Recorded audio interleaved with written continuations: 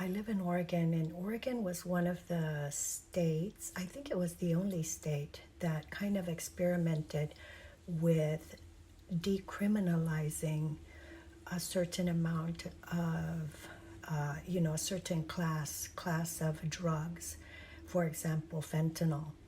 So before, if you were in the state of Oregon and you had a certain amount of drugs, fentanyl, cocaine, you wouldn't be arrested. They would just confiscate it from you, but you wouldn't be arrested. And then Oregon experimented with that type of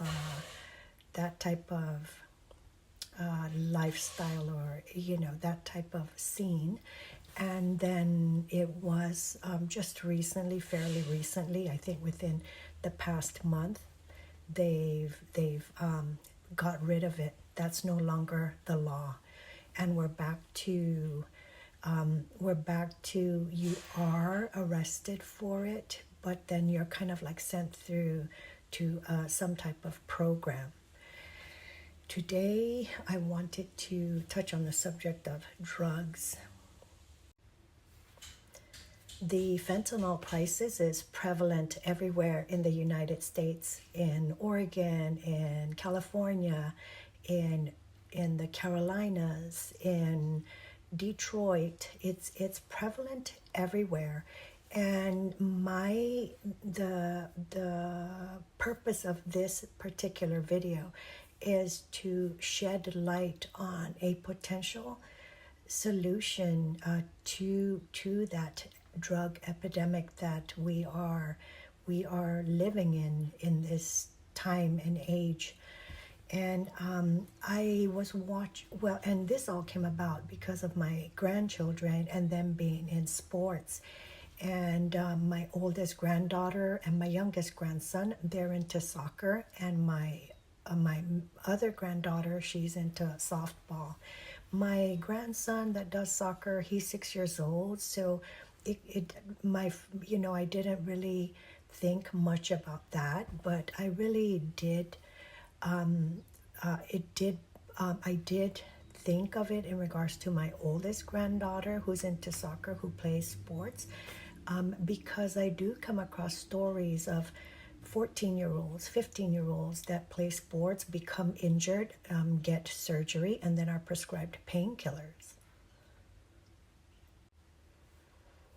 It's that awareness that this could happen to my granddaughter. This could happen to my grandchild, where she plays sports, she suffers a sports injury, she tears a ligament, a tendon, she has to undergo surgery, and then she's prescribed painkillers, and then she ends up becoming, she ends up in this addiction cycle.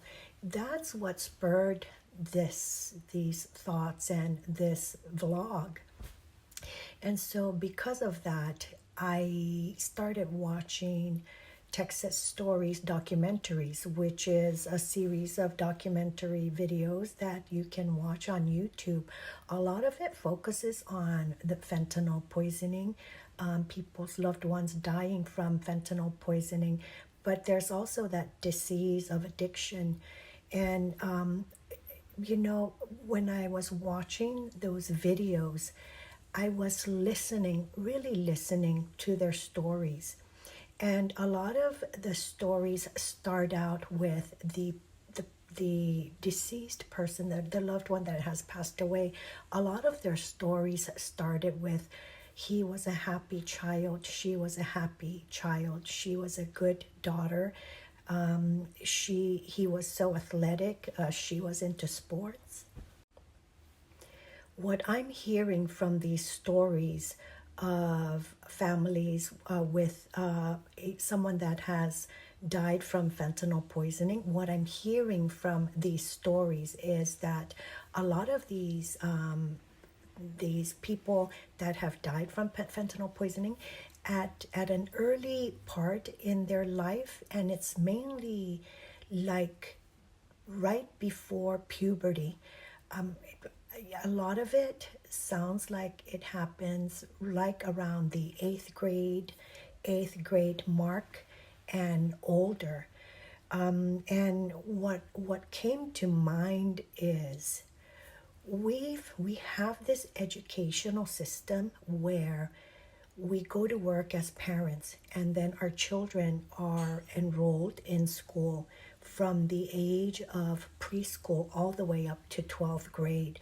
And then any education after that is optional, community college, college. But then we also have homeschool options in regards to younger, the younger educational system. What I realized is we we are lumped into this category where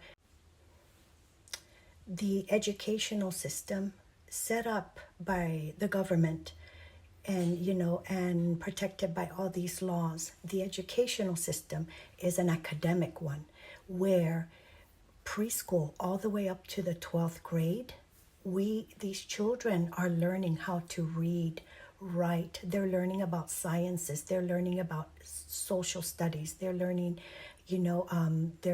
about technology. I don't know as much. Well, technology, because they use computers, whatever, in classes. But mainly these are academic courses that a child goes through from the grades preschool all the way up to 12th grade. They're academic courses.